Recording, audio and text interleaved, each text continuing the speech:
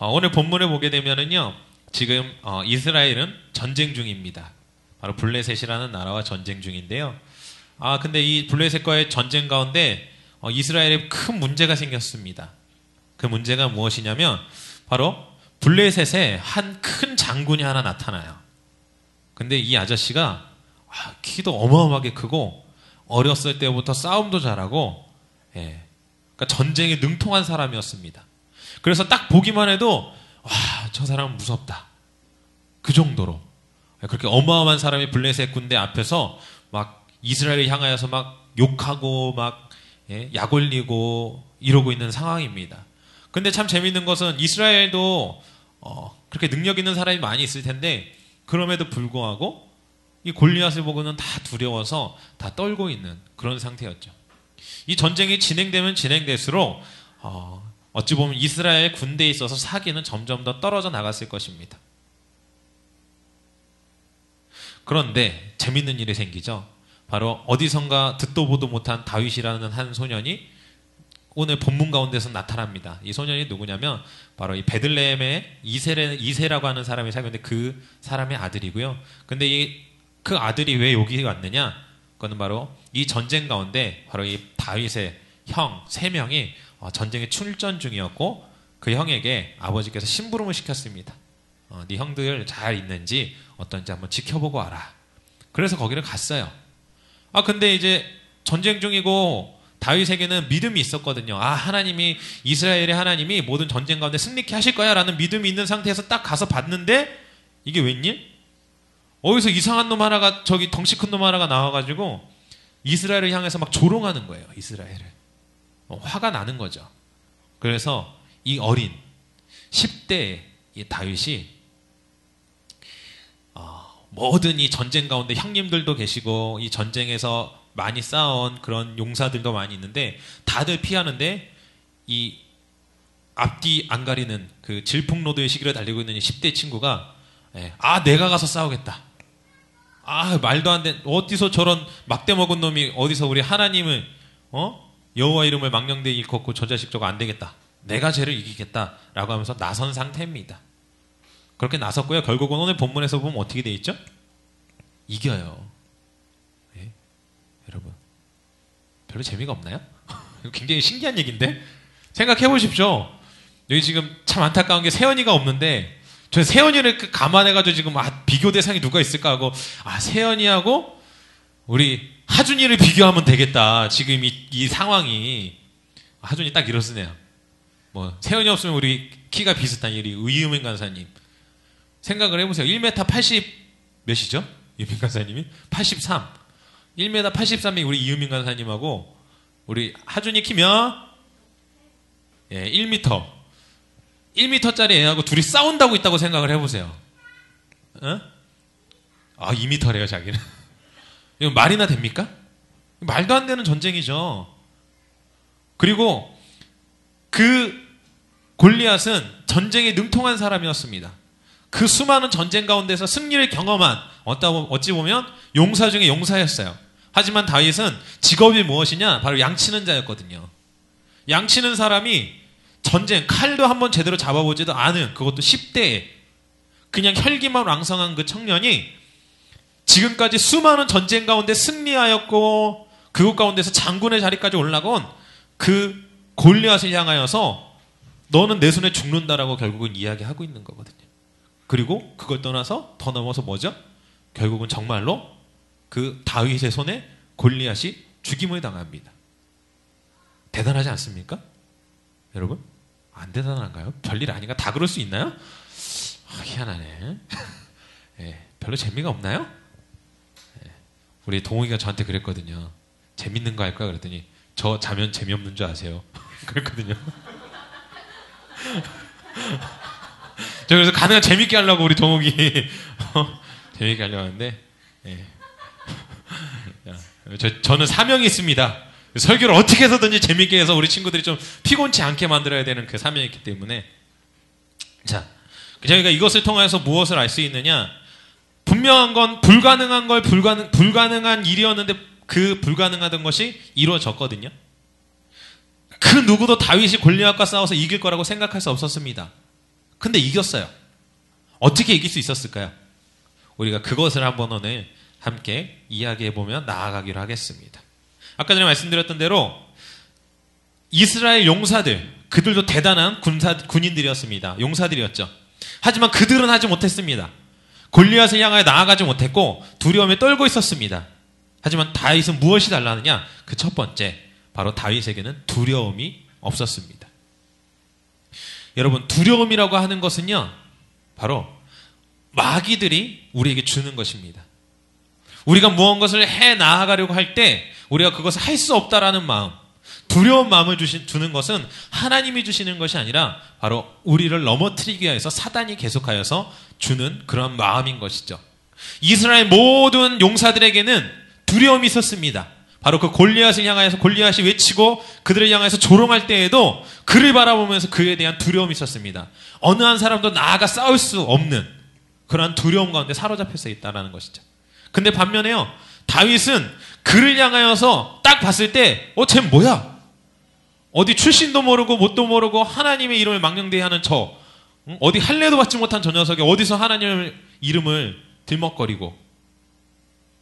여러분, 아까 전에 말씀드렸듯이요, 하준이하고 우리 이유민 간사님의 싸움이에요. 말도 안 되는 싸움인데 하준이가 이유민 간사님을 향해서 외치는 겁니다. 내가 당신을 이깁니다. 우리 소망이가 웃어요. 지금 분위기가, 그 전쟁 가운데 분위기가 그분이었거든요. 콧방귀 끼고. 골리앗도 보고서 얼마나 웃겼겠습니까? 하지만 바로 그 다윗에게는 두려움이 없었기 때문에 그를 향하여서 담대히 걸어 나아갈 수 있었다라는 것이죠. 잠언 4장 23절에 보면 이렇게 써 있습니다. 무릇 지킬 만한 것보다 더욱 내 마음을 지키라. 생명의 근원이 이에서 남이라. 이 말은 무엇입니까? 결국 내 마음에 있는 이 두려운 마음, 내가 두려움 가운데 쌓여서 나는 안 돼, 난 패배자야, 나는 저와 골리앗과 싸워서 이길 수 없어라는 그 마음을 붙잡고 있는 순간 그 사람은 죽은 사람입니다. 하지만 현실은 그렇지 않아도 내 마음 가운데 하나님께서 나와 함께 하시기 때문에 내가 저 골리앗을 이길 수 있다라는 그러한 믿음을 가지고 나아갈 때 결국은 그 믿음대로 성취되어진다라는 것이죠. 목사님께서 요즘 믿음장에 대해서 이제 설교를 하시면서 얘기하신 그 목사님 기억하시나요? 케네스 해긴 목사님. 사람들은 이야기합니다. 너는 이제 곧 죽을 거야. 하지만 말씀 가운데에서 그 믿음을 가지고 살아날 것이다라고 믿었고 내가 행동으로 옮겼더니 어떻게 됐다고 그러나요? 모든 병이 치유되어지고 17살을 넘지 못할 거라는 그 병이 90살이 다 되도록 살고 얼마 전에 돌아가셨다라는 거 다 들으셨죠? 그건 외국분이잖아 라고 생각할 수 있습니다. 맞습니다. 외국분이죠. 우리나라에도 계시지 않습니까? 누가 있죠?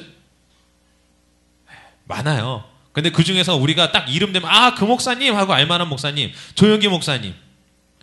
10대의 나이에 폐병 걸려가지고 얼마 살지 못하고 죽을 것이다라고 병원 의사들이 이야기했지만 그 가운데 말씀을 받아들이고 내가 살아날 것이다라는 그 믿음, 살 수 있다라는 믿음을 가졌더니 지금까지도 큰 목회하시면서 잘 사역하고 계시지 않습니까?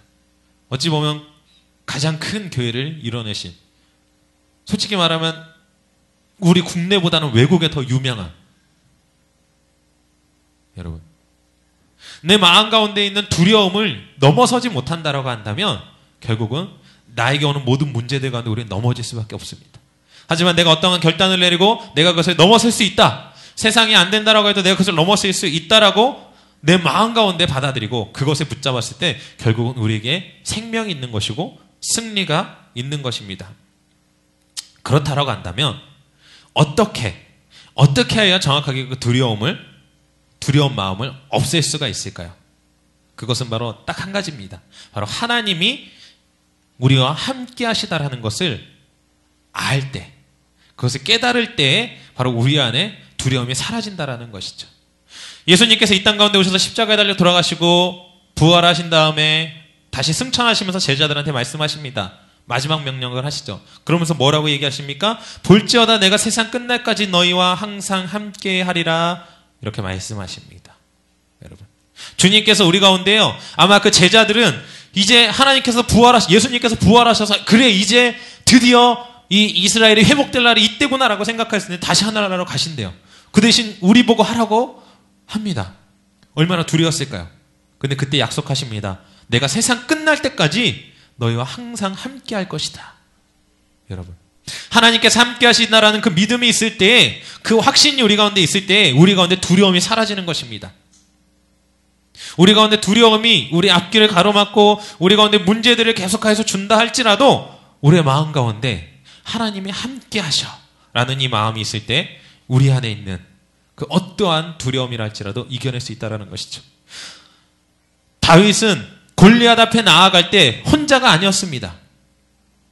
다윗이 골리앗 앞에 담대히 나아가 그가 다윗을 향하여 나올 때 오늘 본문에서 보면은요, 가만히 서 있었던 것이 아니라 다윗은요 그 앞으로 달려 나아갔다라고 되어져 있습니다. 근데 누구와 같이 간 거죠? 바로 하나님과 함께 골리앗을 향하여 달려 나아간 것입니다. 하나님이 함께 계시니까 그에게 두려움이 없었습니다. 여러분, 하나님이 여러분과 함께 하시면은요, 여러분 앞에 어떠한 문제가 온다 할지라도 여러분의 두려움은 사라질 것입니다. 혹시 내가 지금 뭔가를 하려고 하는데 나는 할 수 없어, 안 돼, 못하겠어 라는 혹여나 그러한 부정적인 생각들 아니면 두려움들이 여러분의 마음을 붙잡고 있다라고 한다면 여러분의 마음 가운데 지금 무엇이 있는지, 누구와 내가 함께하고 있는지 한번 생각해 보셨으면 좋겠습니다. 하나님께서 함께 하신다면 여러분에게 두려움이 없을 것입니다. 하나님께서 여러분과 함께 하신다고 약속하셨고, 여러분들이 예수 그리스도를 믿고 영접하기만 한다면 단 한순간도 떠나지 않겠다라고 약속하신 분이 바로 하나님입니다. 그렇기 때문에 여러분 마음 가운데 혹여나 두려움이 있다고 한다면 예수 그리스도 이름으로 그것을 물리치십시오. 그렇게 예수 그리스도 이름으로 물리칠 때 예수님께서 우리에게 새 힘 주시고 두려움 없는 그러한 힘을 주실 줄 믿습니다. 그럼 두 번째, 어떻게 하면 다윗과 같이 그렇게 나의 그 문제들, 그 어려운 산을 넘어설 수 있을까? 그것은 바로 하나님에 대한 분명한 신앙관이 있어야 된다는 것입니다. 여러분, 피곤하시죠? 성경을 한번 찾아보겠습니다. 시편 23편입니다. 다윗의 시인데요. 다윗이 가지고 있는 하나님에 대한 분명한 신앙관이 바로 이 시편 23절에 저는 있다고 생각을 합니다. 다 찾으셨나요? 자, 우리 1절부터 6절까지인데 다 같이 한번 읽어보도록 하겠습니다. 하나, 시작. 여호와는 나의 목자시니 내게 부족함이 없으리로다. 그가 나를 푸른 풀밭에 누이시며 쉴만한 물가로 인도하시는도다. 내 영혼을 소생시키시고 자기 이름을 위하여 의의 길로 인도하시는도다. 내가 사망의 음침한 골짜기로 다닐지라도 해를 두려워하지 않는 것은 주께서 나와 항상 하심이라. 주의 지팡이와 막대기가 나를 안위하시나이다. 주께서 내 원수의 목전에 내게 상을 차려주시고 기름을 내 머리에 부으셨으니 내 잔이 넘치나이다. 내 평생의 선하심과 인자하심이 반드시 나를 따르리니 내가 여호와의 집에 영원히 살리로다. 아멘. 여러분, 1절에 뭐라고 나왔습니까? 여호와는 나의 목자시니 내게 부족함이 없으리로다. 여러분, 하나님께서요 나를 책임져 주시는, 그러니까 나와 함께 하시고 나의 주인 되어 주신다라는 얘기입니다. 요즘 한창 이제 시끄러운 것 중에 하나가 그 카다피 사건 아시죠?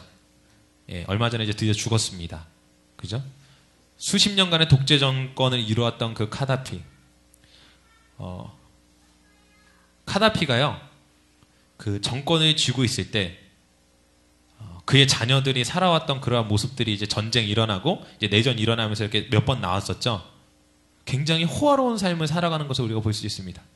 그죠? 카다피의 자녀들에게는요, 카다피, 우리 아버지가 왕이야. 말 그대로 하면 우리 아버지가 대통령이야. 그렇기 때문에 두려운 게 없었어요. 물론 대한민국의 왕, 지금 이명박 대통령이시지만 이명박 대통령의 자식들 마음대로 못 살아갑니다. 왜요? 여기 뭐 민주주의라는, 우리는 민주주의로서 뭐 이렇게 하다 보니까 막 이게 안 돼요. 하지만 독재 정권, 절대 권력을 가지고 있는 그 나라 가운데에서 카다피의 아들이라는 그 하나만으로 그들의 삶은요, 자신의 마음대로 멋대로 살아가도 되는 삶이었습니다. 근데 하나님은 어떤 분이십니까? 이 세상을 창조하시고 우리의 주인 되시며 이 세상 모든 만물을 다 주관하시는 하나님입니다. 그분이 우리의 주인이십니다. 여러분, 그 분이 우리에게 주인이신데 우리에게 부족한 게 무엇이 있겠냐라는 겁니다. 당연히 없겠죠. 그리고 2절에서 뭐라고 이야기합니까? 그가 나를 푸른 풀밭에 누이시며 쉴만한 물가로 인도하시는도다. 여러분, 그가 나의 주인이신데 나의 모든 것들을 다 책임져 주신다라는 얘기죠. 나의 필요를 알고 나를 쉴만한 물가로 인도하시고 나를 푸른 풀밭에 누이시며, 여러분, 이 말은요 결국은 우리를 형통케 하신다라는 뜻입니다. 다윗에게는 바로 이러한 하나님이 어떠한 분이신지, 하나님은 이러한 분이십니다. 주님은 나의 주인이시며 나를 형통케 하시는 분이십니다. 혹여나 나에게 어떠한 어려움이 온다 할지라도 뭐라고 되어 있습니까? 내가 사망의 음침한 골짜기를 다닐지라도 해를 두려워하지 않을 것은 주께서 나와 함께 하심이니라. 혹시나 나한테 어려움이 온다 할지라도 주님께서는 나와 함께 하시고 그 모든 문제들을 해결해 주시는 분이십니다. 라고 다윗이 고백하고 있는 겁니다. 바로 다윗에게 있었던 하나님, 나의 하나님 바로 이런 하나님입니다 라는 확실한 그 믿음이 바로 신앙관이 정립이 돼 있었다라는 것이죠. 여러분, 이걸 통해서 우리가 또한 알 수 있는 것 한 가지는요, 우리에게 문제가 오잖아요. 하나님께서는 그 문제를 해결하실 수 있도록 또 힘을 주십니다. 우리가 아무리 음침한 크고 작은 문제들이 우리 앞에 다가선다 할지라도 하나님이 함께 하시면 하나님께서 그 문제들을 하나하나 넘어설 수 있도록 인도해 주신다라는 겁니다. 우리가 해를 입지 않는 이유는 무엇입니까? 하나님이 함께 하시기 때문에 바로 그러한 하나님이다라는 거죠. 여러분들 안에는 어떠한 신앙관을 가지고 계십니까? 여러분들한테 질문을 드리고 싶습니다. 여러분, 하나님은 어떤 분이십니까? 그러면 고민합니다. 하나님이요, 좋은 분이십니다. 좋은 분이시죠. 하나님이요, 이 세상을 창조한 분이십니다. 창조한 분이시죠. 그건 우리가 다 알고 있는 하나님입니다. 하지만 나와 함께 하시는 하나님, 나에게 특별히 이야기하시고 나에게 예비하시고 나의 삶을 인도하시는 그 하나님에 대한 나의 신앙 고백, 나의 신앙관이 무엇이냐라고 여쭤보는 겁니다. 참 어렵겠죠. 하지만 우리 성도님들 모두 다 다윗이 하나님은 이런 분입니다, 나에게 있어서 하나님은 이런 하나님이다라고 고백하였던 것과 같이 우리 안에도 다윗과 같이 이 다윗이 쓴 시편 23편의 내용과 같이 우리도 동일하게 하나님에 대하여서 우리의 언어로서 표현할 수 있는 그런 우리 성도님들 되셨으면 좋겠습니다. 우리 한 번만 더 23편을 읽어보도록 하겠는데요, 이번에 좀 바꿔서 읽어보겠습니다. 우리 잘하는 건데요, 바로 여호와는 나에 나오는데 나에를 자기의 이름을 넣어서, 그리고 내게 부족함이 없으리라 해서 내게, 그러니까 나 또는 내게 뭐 이런 말들은 다 내 이름을 넣어서, 자신의 이름을 넣어서 다시 한번 읽어보도록 하겠습니다. 시작합니다. 여호와는 정민이의 목자시니 정민이에게 부족함이 없으리로다. 그가 정민이를 푸른 풀밭에 누이시며 쉴만한 물가로 인도하시는도다. 정민이의 영혼을 소생시키시고 자기 이름을 위하여 의의 길로 인도하시는도다. 정민이가 사망의 음침한 골짜기로 다닐지라도 해를 두려워하지 않을 것은 주께서 정민이와 함께 하심이라. 주의 지팡이와 막대기가 정민이를 안위 하시나이다. 주께서 정민이의 목전에서 정민이에게 상을 차려주시고 기름을 정민이 머리 위에 부으셨으니 정민이의 잔이 넘치나이다. 정민이 평생의 선하심과 인자하심이 반드시 정민이를 따르리니 정민이가 여호와의 집에 영원히 살리로다. 아멘. 여러분, 지금 우리가 이 성경에 보면 다윗이 쓴 시지만 우리의 이름을 넣어서 고백한 것과 같이 정말 이 본문의 말씀이 바로 이 시편 23편의 이 다윗의 신앙관이 바로 여러분들 가운데 동일하게 고백되어지고 또한 이런 삶을 살아가시는 우리 성도님들 되셨으면 너무나 좋겠습니다. 마지막 세 번째로는요, 어떻게 하면 그러한 문제들을 이겨낼 수 있는가, 곧 어떻게 하면 승리하는 삶을 살 수 있는가, 마지막은 바로 믿음으로 행할 때에 그것이 가능합니다. 여러분, 믿음은 없는 것을 있는 것 같이 보고 생각하고 말하는 것입니다. 믿음에 대해서 더 궁금하시면은요, 매주 수요일 날 오십시오. 믿음에 대해서 확실하게 우리 한미믿음교회에서 설명해 드리겠습니다. 지금 믿음장 하고 있거든요. 이제 요번 돌아오는 주가 이제 세 번째입니다. 지금도 늦지 않았습니다. 수요일 날 참석하시면 믿음에 대한 믿음이 도대체 뭘까? 도대체 믿음이란 무엇일까? 예, 확실하게 설명드릴 것입니다. 그냥 저는 약식으로 말씀드린다라고 한다면 다윗은요 현실을 바라보지 않았습니다. 이스라엘에 있는 모든 백성들은 자신의 눈앞에 있는 골리앗을 바라봤고 그의 용맹함과 그의 큰 몸과 그의 어찌 보면 두려움에 쌓여서 그 앞에 나아가지 못했습니다. 하지만요 다윗에게 믿음이 있었습니다. 무슨 믿음이 있었냐? 지금까지 내가 양치기로서 양을 치는 동안에 하나님께서 나와 함께 하셔서 맹수들이 양을 물어서 그들을 범하려 했을 때 내가 쫓아가서 그를 죽였고 그와 맞섰고 하나님께서 함께 하심으로 그들을 죽였던 것과 같이 그들을 무찔렀던 것과 같이 하나님께서 동일하게 나에게 힘을 주셔서 바로 저 덩치 큰 골리앗을 물리칠 수 있을 것이다라는 믿음이 있었다라는 것이죠. 우리 안에 두려움이 사라지고 하나님에 대한 확고한 믿음이 있다라고 확고한 우리의 신앙관이 정립되어지면은요 바로 마지막 믿음으로 행해 나아가야만 한다라는 것입니다.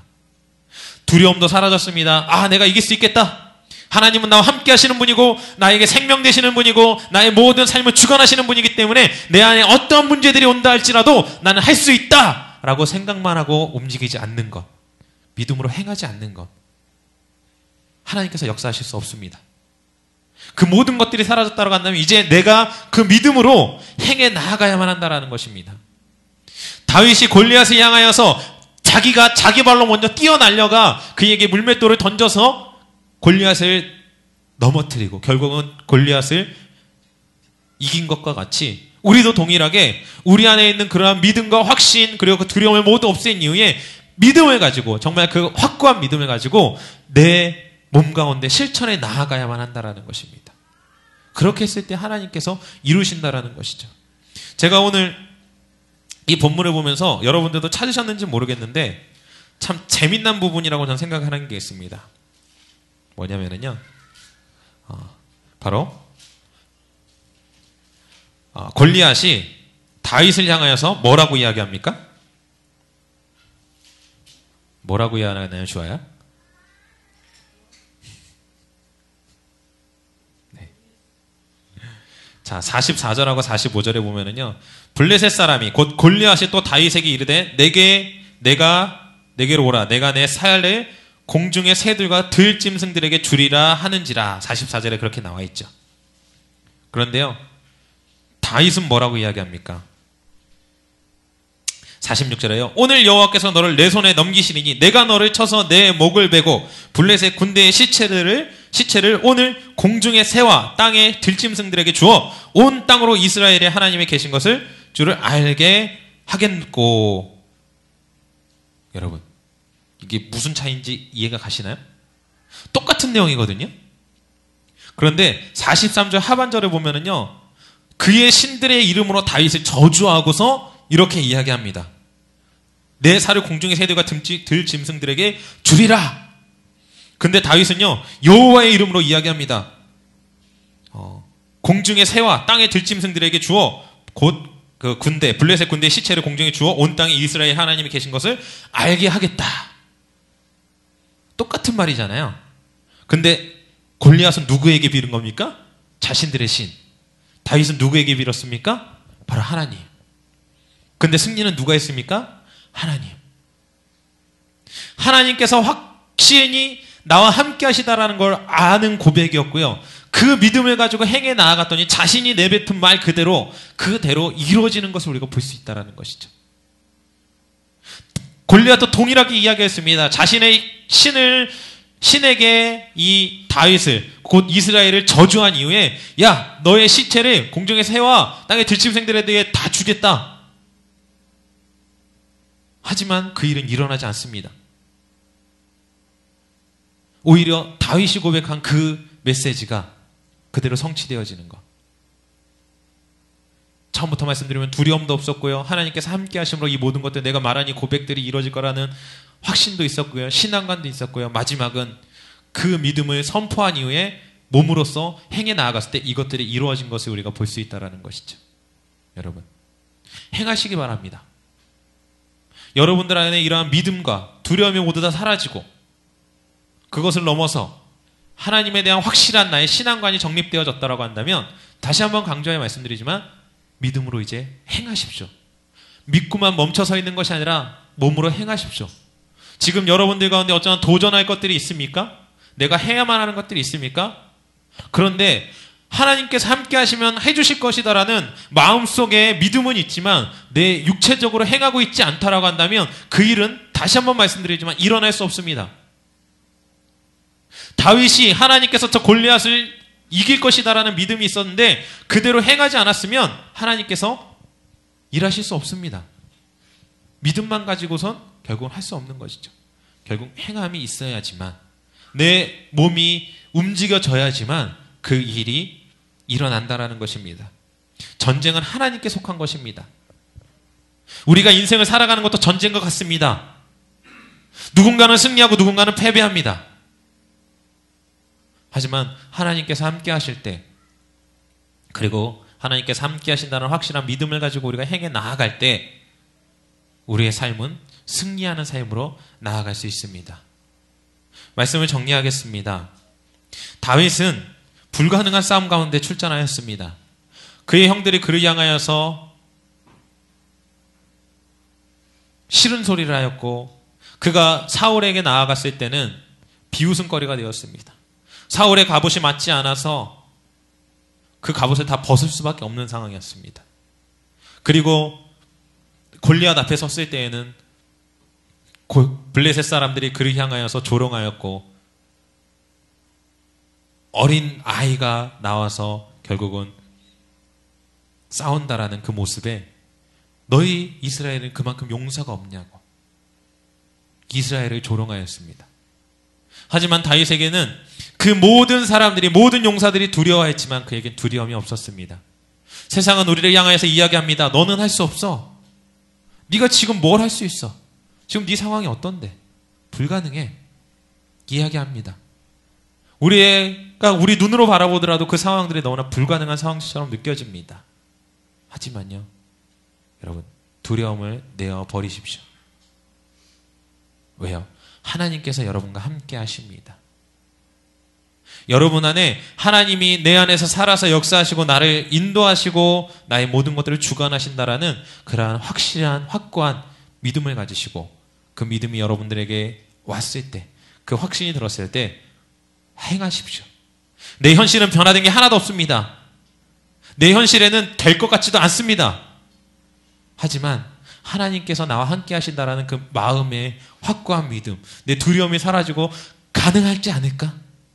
그래, 하나님께서 함께 하시니까 난 분명히 될 거야 라고 믿음이 있다라고 한다면 이제 내 삶 가운데 나타내시기 바랍니다.